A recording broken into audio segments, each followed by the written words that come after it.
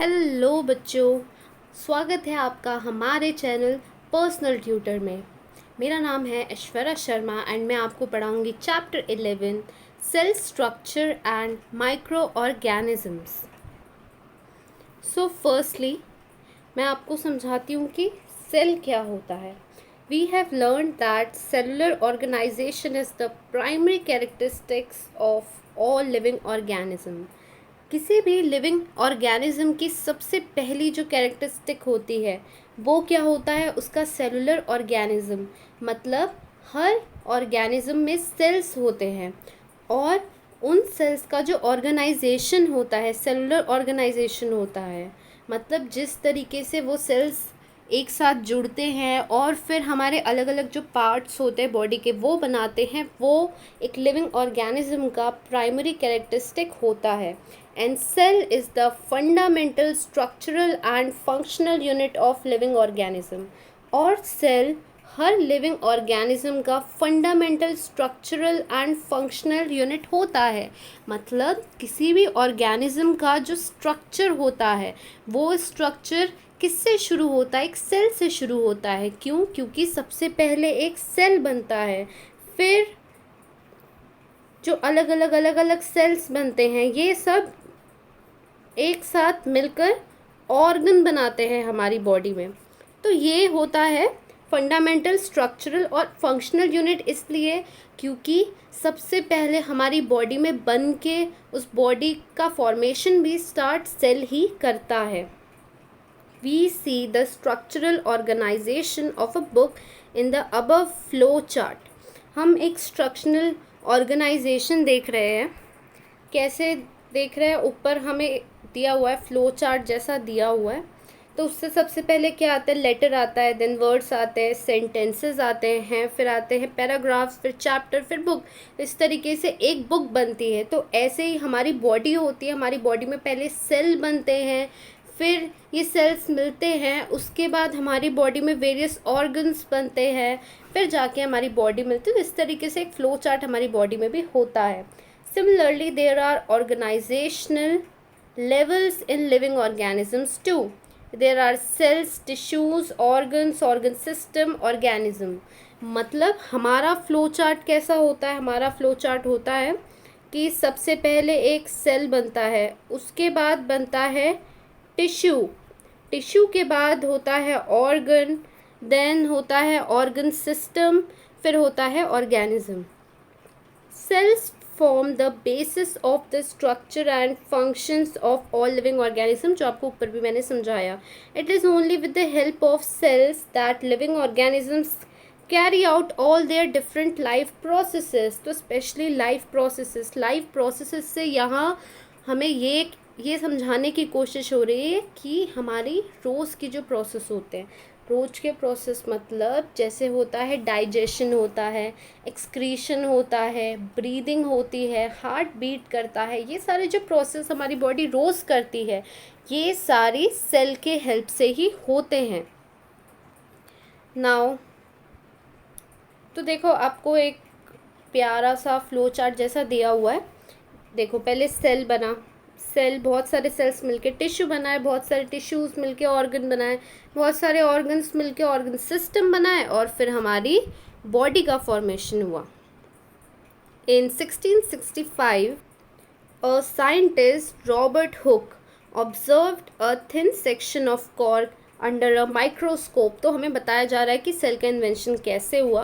तो Robert Hooke थे, उन्होंने कॉर्क का कोई थिन सेक्शन था उसे माइक्रोस्कोप के नीचे देखा। In this section he saw hexagonal compartments like those of a bee hive. जैसे कि आप ये पिक्चर में देख सकते हैं कि उन्हें कुछ कुछ कंपार्टमेंट्स, हेक्सागोनल कंपार्टमेंट्स जैसा दिखा। ही नेम्ड दोज कंपार्टमेंट्स सेल, और उन्होंने ही इन कंपार्टमेंट्स का नाम सेल रख दिया। This term is derived from Latin word cella which means small room. और सेल जो वर्ड है, मतलब सेल का जो नाम रखा गया वो वर्ड सेला जो कि एक लैटिन वर्ड है उससे डिराइव हुआ है जिसका मतलब होता है small room. In 1838 the two scientist M.J. स्लेडेन and Theodore Scavone formulated a theory about cellular structure which stated all living organisms are made up of cells and the cell is the fundamental components of living organism। तो हमें क्या बताया गया कि ये जो दो scientist थे, इन्होंने हमें बताया कि जितने भी लिविंग ऑर्गेनिजम्स हैं वो सेल से बने हुए हैं और सेल ही हमारा फंडामेंटल कंपोनेंट होता है। इन 1885 Rudolf Virchow stated that all cells are formed from pre-existing cells और 1885 में रुडोल्फ विर्चाउ ने हमें ये बताया था कि जितने भी सेल्स होते हैं वो प्री एग्जिस्टिंग सेल्स से बनते हैं। मतलब एक बॉडी में जो नए सेल्स का फॉर्मेशन होता है वो पहले जो सेल्स हैं बॉडी में उनके थ्रू ही होता है। Then measurement and observation of cells. So in 1673 Anton van Leeuwenhoek जो थे उन्होंने क्या किया, बहुत सारे लेंस को असेंबल किया टू कंस्ट्रक्ट अ माइक्रोस्कोप। बहुत सारे लेंस के साथ एक माइक्रोस्कोप का उन्होंने क्रिएशन किया। He was first to observe live bacterial and protozoan cells और वो ऐसे पहले आदमी थे जिन्होंने लाइव बैक्टीरियन और प्रोटोजोन सेल्स को देखा।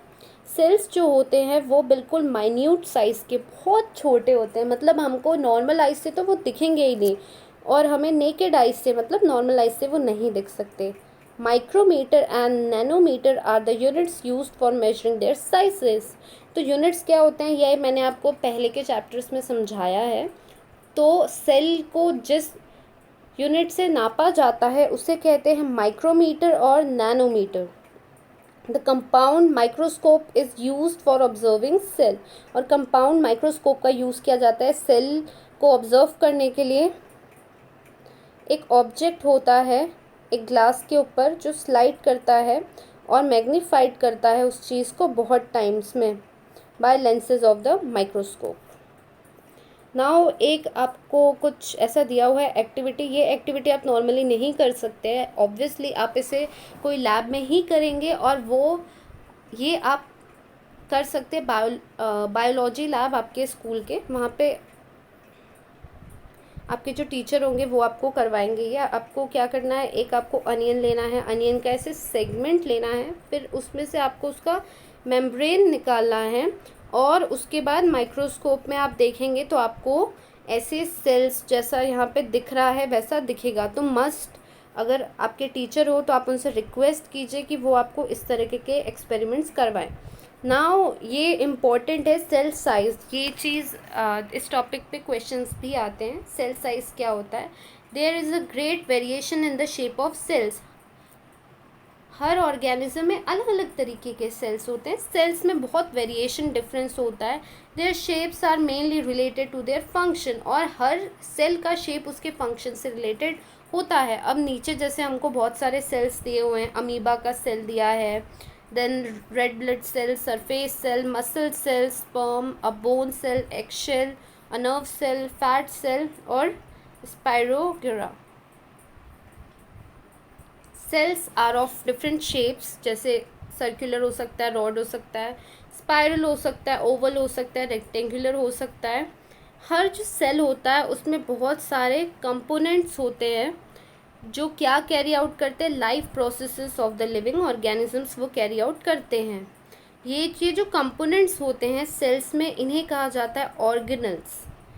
The organelles are studied in detail with help of the electron microscope और इन ऑर्गेनल्स को पढ़ने के लिए इलेक्ट्रॉन माइक्रोस्कोप का यूज़ किया जाता है और इन्हें डेप्थ में पढ़ा जाता है।